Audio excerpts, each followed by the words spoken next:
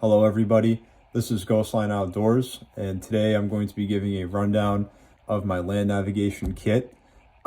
This is not a video about how to conduct land navigation or anything like that. That's for a future video. And also, I am not sponsored by any of these companies. This is stuff I've just all purchased on my own. So to start, what I keep all my tools in is a Battleboard Scout in a size small. This is what works for me. They have plenty of different options on their website for you to choose from. So depending on what you're using this for, you can get whatever is tailored to your needs, but this is what best suits me. So again, this is a Scout, Battleboard Scout in a size small. And also I do not have a map in here. And that's only, just for personal safety. I'm not going to disclose where I, go out in the wilderness or anything like that. But I will tell you that I put the Battleboard cardboard here, so that way you guys can at least see where the map would go. And also the lock sack is out in the front like that, so that way you guys know that you can put your map inside that to keep it waterproof. Now, if you go on Battleboard's website, when you go to buy, if you were to buy this, you would have the option to buy a lock sack to fit inside of this, which I recommend you do. And the lock sack is what's going to keep your map nice and dry.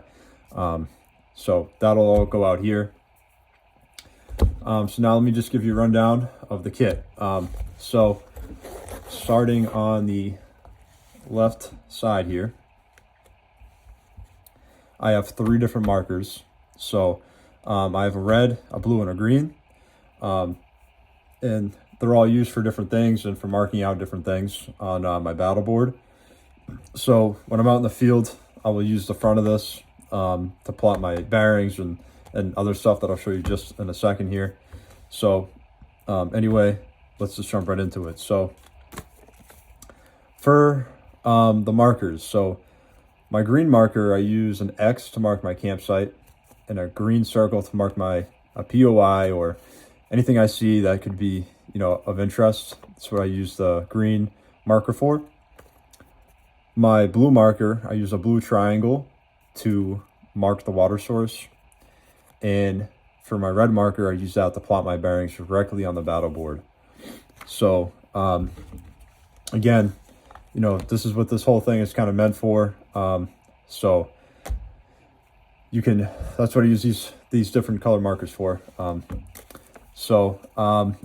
these markers are double-sided, so this side has a very fine tip for precision, which I highly recommend you use when you are plotting a bearing, and it has the fatter end for making bigger marks on your map. So those are the markers. Also, on this reference card, I have my bear triangle. Now, not only do you want this to be for bears, but also for wildlife in general. You do not want wildlife, come into your campsite in the middle of the night. So here, I have the eating area, and then 50 yards from that will be my sleeping area. 50 yards from that is going to be my food hang.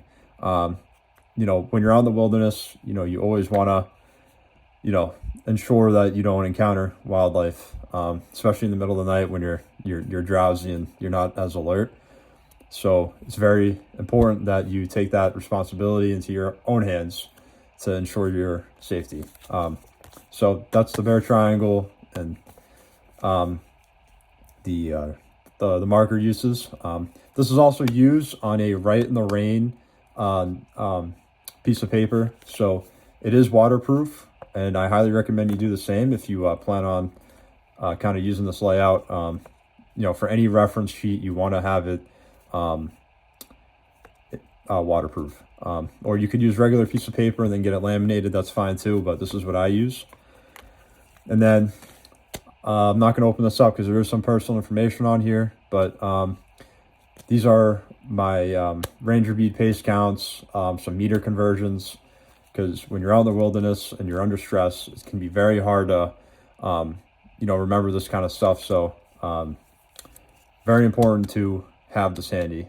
And again, it's in a Write in the Rain piece of paper to keep it waterproof, and also inside a little plastic bag that I cut out and taped up just for the extra protection. So that's that for the reference sheets. Next to my markers is my magnetic declination tool. This is used to adjust the magnetic declination on a compass. Now, again, I'm not going to go into all of land navigation today, but magnetic declination is very important, and you need to have a tool. If it's adjustable on your compass, you need to have that with you at all times. Now, next to that is my my cloth to wipe off any markings I make on the front.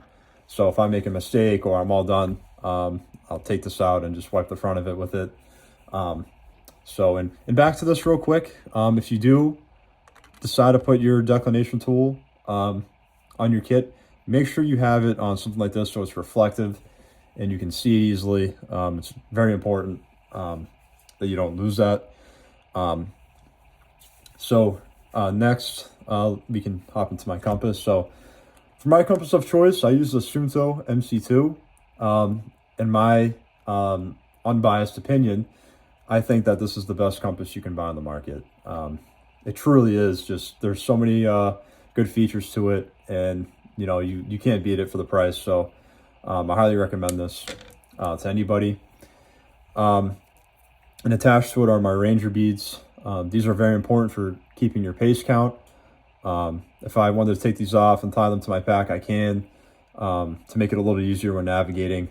Again, I'm not going to dive into all of land navigation. This is just a quick review of my kit, and these are important to have nonetheless. So I have those. And then here are my writing tools that I will use to write on the map directly. So usually, I'll plot out all of my points on my map before I head out. And then if I need to adjust, I'll use the markers on the battle board, but this is what I use directly on my map. So I highly recommend these pencils over the typical wooden pencil. Now, the main reason being is, now you can use the regular pencils if you'd like, but if your pencil breaks in the wilderness or the front end breaks off, it's going to be very hard to sharpen that. So I highly recommend this one, and it's also a lot more precise because it has a much smaller tip, and this tip isn't gonna, it's not gonna flatten like the normal wooden pencils do. It'll hold, and if you need to break a piece off of it to get a fine precision, you can. Although I've never really had to do that. Or if you lose some of your lead, you have some in the back here to replace in the front. So I highly recommend this kind of pencil as one of your writing tools. Again, you can use whatever you may want, whatever you please, but I think that this is the best personally. Then here I have a plastic pen. Now, it's very important that you carry a plastic pen and not a metal pen. I know some guys will think to, pull out the metal tactical pen, but you really don't want to have that with your compass, and I'm going to show you why right now. So when I open this compass, you can see that the needle with this pen isn't going to move. That's because this is plastic. There's no metal inside this pen that can interfere with the magnets inside my compass. Now, as soon as I take a metal pen, look what happens. You see? So you don't ever want to have a metal pen in your kit or anywhere near your compass for that matter. So just keep that in mind when you're building out your kit. Now, underneath all this, I have my Write in the Rain notepad.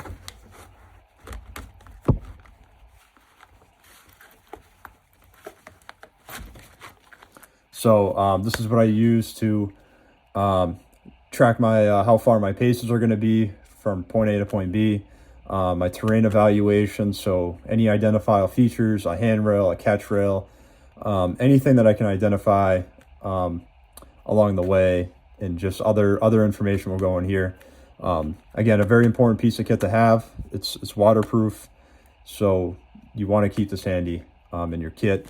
And this also even has a ruler in the back of it, so if I'm making a long point, some people like to carry protractors in their kit. I personally don't use one, but I know, like, you know, people do like to use those. But if I'm making a long point of my kit, I can use this instead of the small one on my compass. So again, all around very useful to have.